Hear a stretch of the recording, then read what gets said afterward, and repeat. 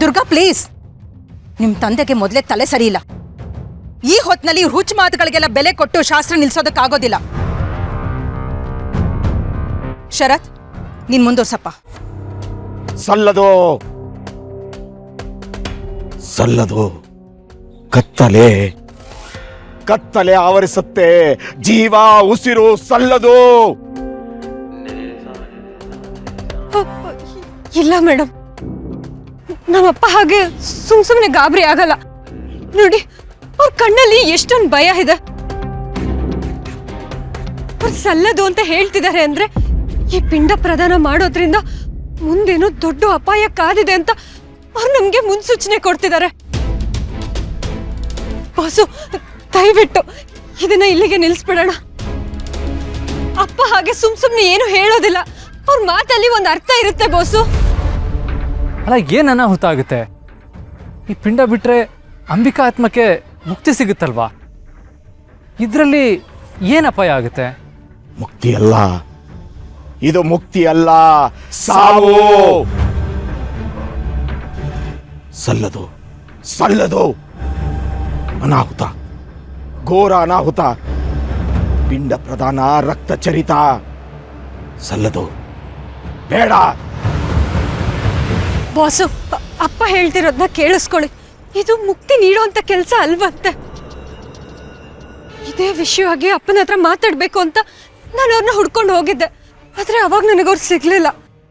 ತಡ ಆಗಿದ್ರು ಸರಿಯಾದ ಸಮಯಕ್ಕೆ ಇಲ್ಲಿಗೆ ಬಂದಿದ್ದಾರೆ. ಅವ್ರ ಮಾತು ಒಗ್ಟಾಗಿರ್ಬೋದು, ನಾನು ಒಪ್ಕೋತೀನಿ. ಆದ್ರೆ ಅವ್ರ ಮಾತಿನ ಹಿಂದೆ ಒಂದು ಘೋರ ಸತ್ಯ ಇರುತ್ತೆ ಬಾಸು. ದಯವಿಟ್ಟು ನನ್ನ ಮಾತನ್ನ ಅರ್ಥ ಮಾಡ್ಕೊಳ್ಳಿ. ಅಪ್ಪ, ಅಮ್ಮಂಗ ಅಪಾಯ ಆಗುತ್ತೆ ಅಂದ್ರೆ ಇದನ್ನ ನಿಲ್ಸೋಣ ಅಪ್ಪ.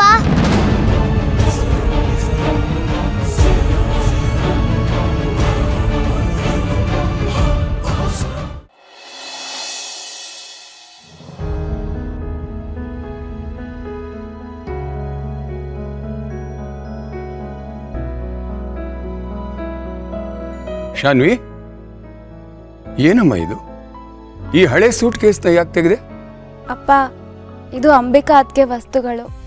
ಇವತ್ತು ಅಂಬಿಕಾ ಅತ್ಗೆ ಶ್ರಾದ್ದ. ಯಾಕೋ ಅವ್ರ ಜೊತೆ ಕಳೆದಿದ್ದ ಕ್ಷಣಗಳೆಲ್ಲ ಒಂದೇ ಸಲ ನೆನಪಾಗ್ತಾ ಇತ್ತು. ಮನ್ಸಿಗೆ ತುಂಬ ಬೇಜಾರಾಯಿತು.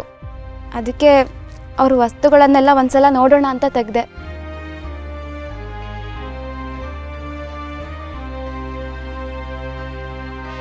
ನೋಡು ಮಗಳೇ, ಅಂಬಿಕಾಗೆ ಈ ಸೀರೆ ಅಂದರೆ ಪಂಚಪ್ರಾಣ. ನಮ್ಮ ಶರತ್ತು ಮೊದಲನೇ ಸಲ ಕೊಟ್ಟು ಗಿಫ್ಟ್ ಇದು. ಇದನ್ನು ಎಷ್ಟು ಜೋಪಾನವಾಗಿ ಇಟ್ಕೊಂಡಿದ್ದಾಳೆ ನೋಡು. ಅವಳು ನಮ್ಮ ಮನೆಗೆ ಸೊಸೆಯಾಗಿ ಬಂದಾಗಿನಿಂದ ಮನೆ ಮಗಳ ಥರನೇ ಇದ್ಲು. ಈ ಮನೇನ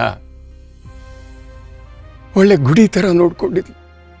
ಹೌದು ಅಪ್ಪ, ಅದಕ್ಕೆ ಜೊತೆ ಕಳೆದ ಕ್ಷಣಗಳು ಎಷ್ಟು ಚೆನ್ನಾಗಿತ್ತು ಅಲ್ವಾ? ಅಪ್ಪ, ಈ ಸೀರೆ ನೋಡು. ಇದು ಅದಕ್ಕೆ ಫೇವ್ರೆಟ್ ಸೀರೆ.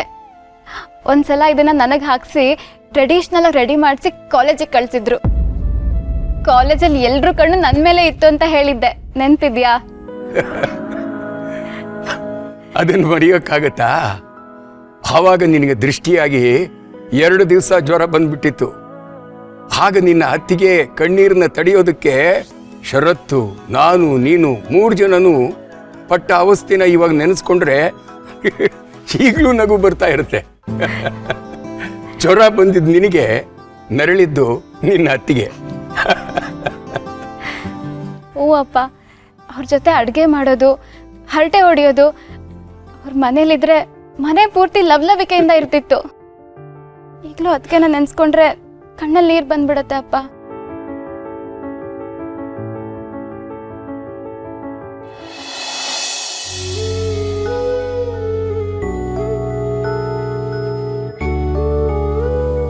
ಅಪ್ಪ, ಈ ಗೆಜ್ಜೆ ಇತ್ತಾದ? ಸೂಟ್ ಕೇಸಲ್ಲಿ ಏನ್ ಮಾಡ್ತಿದೆ? ಅಯ್ಯೋ ಶಾನ್ವಿ, ಅದು ಹಿತದಲ್ಲಮ್ಮ, ಅಂಬಿಕಂದು. ಅವಳು ಚಿಕ್ಕವಳಾಗಿದ್ದಾಗ ಹಾಕೋತಾ ಇದ್ದಿದ್ದು. ಅಂಬಿಕಾ ಅದ್ಕೇದ? ಅವ್ರ ಚೈಲ್ಡ್ಹುಡ್ ಮೆಮೊರೀಸ್ ಅಂತ ಇರೋದು ಇದೊಂದೇನಾ?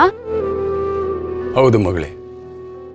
ಅಂಬಿಕಾ ಆಶ್ರಮದಲ್ಲಿದ್ದಾಗ ಅವಳು ಕಾಲಲ್ಲಿದ್ದಿದ್ದು ಇದು ಒಂದೇ ಗೆಜ್ಜೆ. ಅವಳು ಎಲ್ಲಿಂದ ಬಂದ್ಲು, ಅವಳು ತಂದೆ ತಾಯಿ ಯಾರು ಅಂತ ಅವಳಿಗೆ ಗೊತ್ತಿರಲಿಲ್ಲ. ಅವಳು ನಮ್ಮನೆ ಸೊಸೆಯಾಗಿ ಬದ್ಮೇಲೆ ನಮಗೆಲ್ಲ ಅವಳು ತಾಯಿ ಥರನೇ ಇದ್ಲು. ಅವಳ ಬಾಲ್ಯದ ಗುರುತು ಅಂತ ಇದ್ದದ್ದು ಇದು ಒಂದೇ. ಆ ಜೋಡಿ ಗೆಜ್ಜೆ ಆವತ್ತೇ ಕಳೆದೋಗಿತ್ತು ಅಂತ ಕಾಣುತ್ತೆ. ಅಂದ್ರೆ ಅಂಬಿಕಾ ಅದಕ್ಕೆ ಫ್ಯಾಮಿಲಿಯವರು ಇವತ್ತಿಗೂ ಅವ್ರನ್ನ ಹುಡುಕ್ತಿರ್ಬೋದು ಅಲ್ವಾಪ್ಪ? ಗೊತ್ತಿಲ್ಲಮ್ಮ. ಅಂಬಿಕಾಗೆ ನಮ್ಮ ತರಹದ ಒಳ್ಳೆ ಸಂಸಾರ ಕೊಟ್ಟ. ಆದರೆ ಅಷ್ಟೇ ಬೇಗ ಆ ದೇವರು ಅವಳನ್ನು ಕರ್ಕೊಂಡ್ಬಿಟ್ಟ. ಒಂದು ವೇಳೆ ಅವಳ ಸ್ವಂತದವರಿಗೆ ಅಂಬಿಕಾ ಇಲ್ಲ ಅಂತ ಗೊತ್ತಾದರೆ ಅವ್ರ ಮನಸ್ಸು ಎಷ್ಟು ಒಡೆದು ಹೋಗಿರ್ಬೋದು. ಆ ಪಾಪದ ಜೀವಕ್ಕೆ ತನ್ನ ಸ್ವಂತದವರು ಯಾರು ಅಂತ ತಿಳಿಯೋ ಭಾಗ್ಯನೇ ಸಿಗಲಿಲ್ಲ.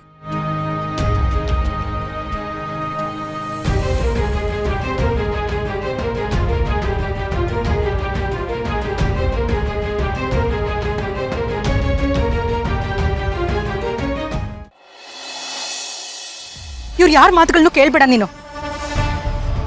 ಈಗಾಗಲೇ ಒಂದ್ಸಲ ಅಂಬಿಕನ್ ಶ್ರಾದ್ದನ ಅರ್ಧಕ್ಕೆ ನಿಲ್ಲಿಸಿ ಮನೆಯಲ್ಲಿ ಏನೆಲ್ಲ ಕೆಟ್ಟ ಘಟನೆಗಳು ನಡೆದ್ವು ಅಂತ ನಿನಗೆ ಗೊತ್ತು. ಮತ್ತೆ ಅನಾಹುತಗಳಾಗೋದು ಬೇಡ ಶರತ್. ಮತ್ತಾರು ಜೀವ ಕಳ್ಕೊಳೋದು ಬೇಡಪ್ಪ. ಪಿಂಡ ಪ್ರದಾನ ಮುಗಿಸು ಪ್ಲೀಸ್. ಮುಚ್ಚು ಬಾಯಿ ತಾಟಕೆ. ಮನುಷ್ಯಳಲ್ಲ ಇವಳು, ಮುಖವಾಡ. ಬಣ್ಣದ ನಾಲಿಗೆ, ಹೊರಗೆ ಮನುಷ್ಯ, ಒಳಗೆ ರಾಕ್ಷಸಿ. ನಂಬಬೇಡ.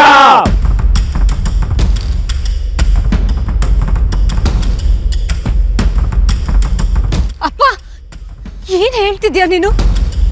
ಮಾಡ್ಬೇಕಾ ಮೇಡಮ್ ಅಂತವ್ರಲ್ಲ. ದುರ್ಗಾ ಏನ್ ಮಾತಾಡ್ತಾ ಇದಾರೆ ಇವರು? ಬೋಸು ಏನಿಲ್ಲ, ಬೋಸು ಏನಿಲ್ಲ. ಅಪ್ಪ, ತಾತ ಅಪ್ಪಮ್ಮನ್ನ ರಾಕ್ಷಸಿ ಅಂತ ಇದ್ದಾರೆ.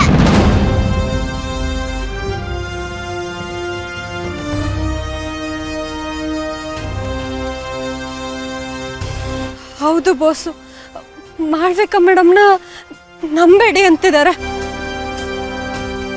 ಅವರು ನಮ್ಮೆಲ್ರಂತೆ ಮನುಷ್ಯರಲ್ವಂತೆ. ಅವ್ರೊಳಗಡೆ ಒಬ್ಳು ರಾಕ್ಷಸಿ ಇದ್ದಾಳೆ ಅಂತ ಅಪ್ಪ ನಮ್ಮನ್ನ ಎಚ್ಚರಿಸ್ತಿದ್ದಾರೆ. ಶಟ್ ದುರ್ಗಾ, ಅಮ್ಮನ ಬಗ್ಗೆ ಅಷ್ಟು ಕೆಟ್ಟದಾಗ ಮಾತಾಡ್ತಾ ಇದೀಯಾ? ಎಷ್ಟು ಧೈರ್ಯ ನಿನಗೆ? ನಂಬಿಕೆ ದ್ರೋಹಿ, ನಂಬಿಕೆ ದ್ರೋಹಿ. ಮೋಸ, ಮಾಟಗಾತಿ. ಇವಳದು ಮೋಸದ ಆಟ, ಮೋಸಗಾತಿ. ಎಲ್ಲ ಕಣ್ಕಟ್ಟು, ಕೊಲೆ ಪಾತಕಿ.